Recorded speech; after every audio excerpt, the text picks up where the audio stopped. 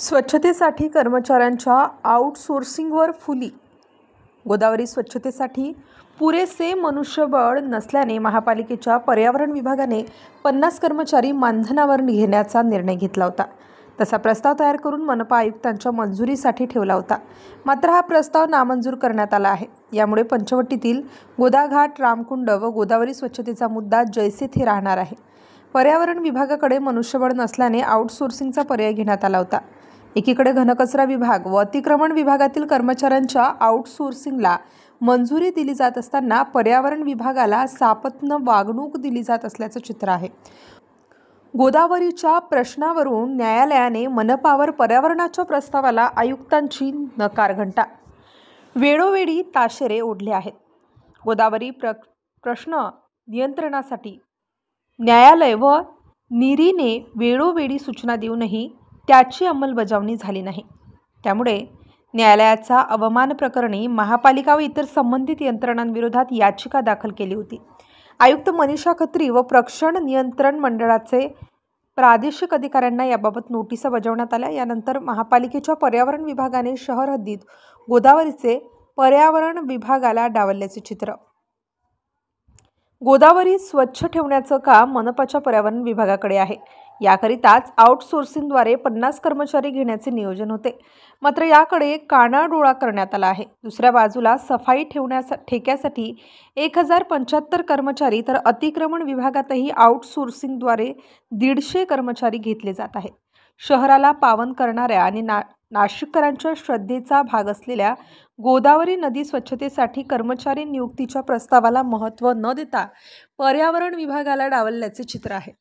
22 किलोमीटरचे नदीपात्र स्वच्छ राहावे यासाठी मानधनावर मनुष्यबळ घेण्याचा निर्णय घेतला होता। मनपाकडे मनुष्यबळाची कमतरता असल्याने गोदावरीची स्वच्छता ठेवणे शक्य होत नाही। त्यामुळे 50 कर्मचारी मानधनावर घेतले जाणार होते। यात गोदाघाट स्वच्छ ठेवणे, नदीपात्रातील पाणवेली काढणे, निर्माल्य संकलित करणे, नदीपात्रात कपडे, वाहने धुणाऱ्यांवर कारवाई करणे, विक्रेत्यांकडून नदीपात्रात भाजीपाला टाकून दिला जातो त्यास मज्जाव करणे, नदीपात्राचे पावित्र्य अबाधित ठेवणे यावर प्रामुख्याने भर दिला जाणार होता। पण मनपा आयुक्तांनी पर्यावरण विभागाने तयार केलेल्या प्रस्तावाला रेड सिग्नल देत तो बाजूला केला असल्याची सध्या दबक्या आवाजात महानगरपालिकेत चर्चा आहे।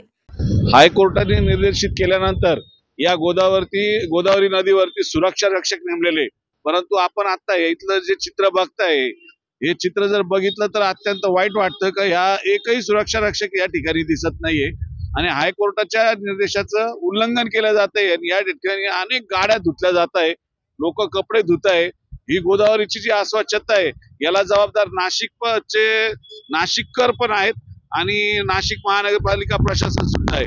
या ठिकाणी आत्ताच मध्यंतरी 20 लोकांची काही निवड करून त्यांना पण या ठिकाणी कामाला लावण्यात येणार होतं, परंतु ते आयुक्त साहेबांनी नाकारलं। असे माणसं कामाला ठेवून सुरक्षा रक्षक ठेवून जर कधी गोदावरीची स्वच्छता होणार असेल तर नक्की चांगली गोष्ट होती, परंतु या ठिकाणी असं कुठल्याही प्रकारचं चित्र नाही।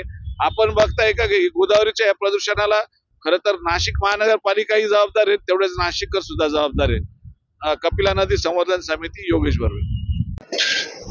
गोदावरी नदी प्रदूषण मुक्तीसाठी मुंबई उच्च न्यायालयाने अनेक आदेश पारित केलेले, त्यासाठी विभागीय आयुक्त यांच्या अध्यक्षतेखाली समिती सुद्धा बनवलेली आहे। पण आपण जर पाहिलं तर गोदावरी नदीमध्ये पूरजन्य परिस्थिती आहे, त्यामुळे गोदावरी नदी पात्रातील पाणी हे थोडंफार तरी सुस्थितीत आहे। पण जसं गोदावरी नदी पात्रामध्ये गंगापूर धरणातला पाण्याचा विसर्ग थांबला का गोदावरी नदी परत प्रदूषित होते। आता आपण जर पाहिलं तर सर्रास वाहनं वगैरे धुतली जातात।